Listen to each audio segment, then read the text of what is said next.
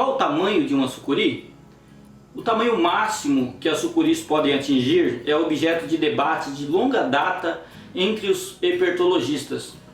Existem muitos relatos de cobras entre 9 e 11 metros, como também há muita controvérsia quando diz respeito à credibilidade dos registros.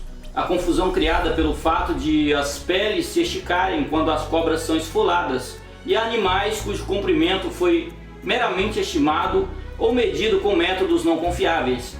Esse vídeo trata exatamente sobre esse tema e sobre o que a ciência diz sobre o comprimento e o peso das sucuris. Eu sou Eudílio Oliveira e seja bem-vindo ao canal Fauna da Amazônia.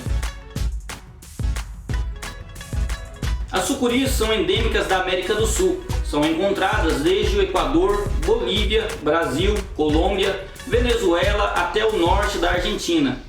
No entanto, alguns exemplares foram introduzidos na América do Norte. Existem 4 espécies conhecidas, das quais 3 podem ser encontradas no Brasil. A sucuri amarela, endêmica da zona do Pantanal, a sucuri verde, a maior e mais conhecida, ocorrendo em áreas alagadas da região do Cerrado e da Amazônia, sendo que, neste último bioma, os animais costumam alcançar tamanhos maiores. A sucuri malhada, endêmica da ilha de Marajó, estado do Pará, e a sucuri da Bolívia.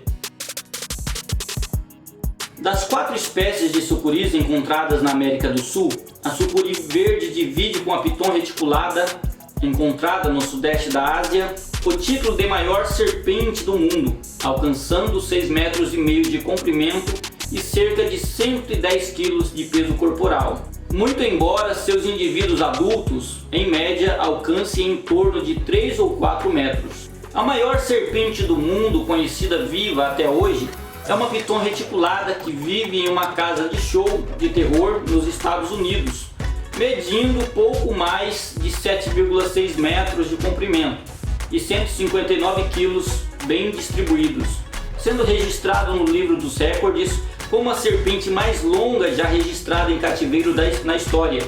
Fora essa serpente, não há outros casos confirmados de serpentes maiores, seja em vida livre ou cativeiro. O cientista Jesus Rivas, que estudou a sucuri verde por 7 anos na Venezuela, capturando nesse tempo 780 sucuris vivas, explica em sua tese de doutorado algumas das possíveis razões pelas quais as sucuris não crescem mais que 6,5 metros e nos ensina como medir corretamente uma sucuri.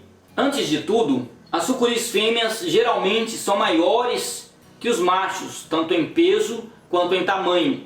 Das 780 sucuris que o pesquisador capturou em 7 anos de estudo, as maiores fêmeas alcançaram 5,21 metros de comprimento e 97,5 quilos. Já os maiores machos alcançaram 3,39 metros de comprimento e 17 quilos. Entre as possíveis explicações de o porquê os machos serem menores que a fêmea, podemos destacar que as sucuris fêmeas crescem mais que os machos para procriar. Enfim, quanto maior ela for, menor será sua ninhada e maiores serão seus filhotes. Consequentemente, mais chance eles terão de chegar à vida adulta. Sucuris muito grandes destinam a energia que ela obtém de suas presas a seu crescimento e não à procriação. Baseado em dados estatísticos, o pesquisador sugere que sucuris maiores que 6,7 metros de comprimento, caso existam, são incapazes de se reproduzirem. As sucuris fêmeas podem comer os machos. O canibalismo pode ocorrer devido à necessidade da fêmea em suportar 7 meses de jejum durante sua gravidez. E por fim, os machos ficam expostos a maiores perigos quando estão procurando uma fêmea para acasalar. Então por que não vemos sucuris com mais de 6,5 metros na natureza, de acordo com a pesquisa de Rivas? Existem muitas explicações possíveis, das quais vamos destacar algumas das apresentadas por ele. Sucuris grandes normalmente são muito pesadas.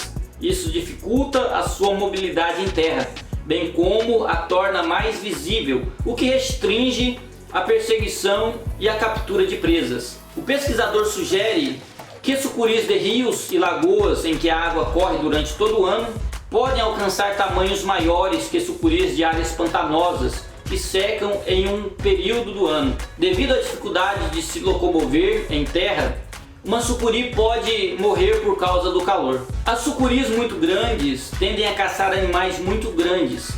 Além de ser difícil abater presas grandes, também é muito perigoso. Muitas caças acabam matando a sucuri no momento em que ela dá o bote. Quando não morrem, acabam com cicatrizes.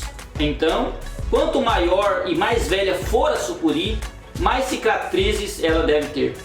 No entanto, o pesquisador notou que sucuris que vivem na Amazônia são maiores e têm menos cicatrizes. Animais muito grandes que capturam presas grandes geralmente não se movem mais que 20 ou 30 metros do lugar por 2 ou 3 semanas. Incomodá-las pode levá-las à morte, pois regurgitam a presa com a intenção de fugir, o que de alguma forma as leva a óbito. O porquê de elas morrerem ao regurgitar seu alimento não foi objeto de estudo do pesquisador. O crescimento do animal está relacionado à disponibilidade de alimento e com que frequência ele se reproduz. Quanto mais alimento, mais cresce.